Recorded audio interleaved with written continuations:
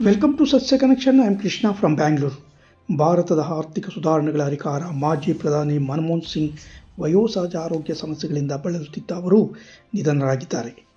ಅರ್ಥಶಾಸ್ತ್ರ ಪ್ರಾಧ್ಯಾಪಕ, ಪ್ರಧಾನಮಂತ್ರಿಯ ಆರ್ಥಿಕ ಸಲಹೆಗಾರ, ಕೇಂದ್ರ ವಿತ್ತ ಕಾರ್ಯದರ್ಶಿ, ರಿಸರ್ವ್ ಬ್ಯಾಂಕ್ ಗವರ್ನರ್, ಯೋಜನಾ ಆಯೋಗದ ಉಪಾಧ್ಯಕ್ಷ, ಕೇಂದ್ರ ವಿತ್ತ ಸಚಿವ, ಕೊನೆಗೆ ಪ್ರಧಾನಮಂತ್ರಿ, ಅದು ಎರಡೂ ಅವರ ಅವಧಿಗೆ.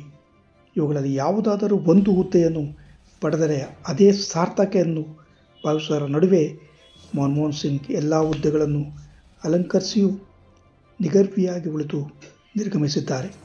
1991ರಲ್ಲಿ ಭಾರತದ ಅರ್ಥವ್ಯವಸ್ಥೆ ರಸತಾಳಕ್ಕೆ ಕುಸಿದ ದಿನಗಳು. ಆಗಿನ ಪ್ರಧಾನಿ PV ನರಸಿಂಹರಾವ್ ಅವರು ಸರ್ಕಾರದಲ್ಲಿ ಮನಮೋಹನ್ ಸಿಂಗ್ ಅವರನ್ನು ವಿತ್ತ ಮಂತ್ರಿಯಾಗಬೇಕು ಎಂದು ಕೇಳಿಕೊಳ್ಳುತ್ತಾರೆ. ಆ ದುರ್ಬರ ಪರಿಸ್ಥಿತಿಯಲ್ಲೂ ಅರ್ಥಮಂತ್ರಿಯಾಗಿ ಸಿಂಗ್ ಒಪ್ಪಿಕೊಳ್ಳುತ್ತಾರೆ. ಆ ನಂತರದ್ದು ಇತಿಹಾಸ. ಅವರು ಮಂಡಿಸಿದ ಬಜೆಟ್ ಭಾರತದ ಅರ್ಥ ಇತಿಹಾಸದಲ್ಲಿ ಹೊಸ ಅಧ್ಯಾಯವೊಂದು ತೆರೆಯಿತು. ಮಹಾಮೌನಿ ಎಂದು ಟೀಕಿಸುವರ ನಡುವೆಯೂ ಎಲ್ಲಿ ಮಾತನಾಡಬೇಕೋ ಅಲ್ಲಿ ಮಾತನಾಡುತ್ತಿದ್ದರು, ಎಲ್ಲಿ ಮೌನವಾಗಬೇಕೋ ಅಲ್ಲಿ ಮೌನವಾಗಿರುತ್ತಿದ್ದರು.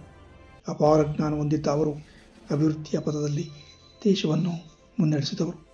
ನಮ್ರತೆ ಮತ್ತು ಆರ್ಥಿಕತೆ ಕುರಿತ ಅವರ ಅರಿವು ರಾಷ್ಟ್ರಕ್ಕೆ ಸ್ಫೂರ್ತಿದಾಯಕವಾಗಿತ್ತು.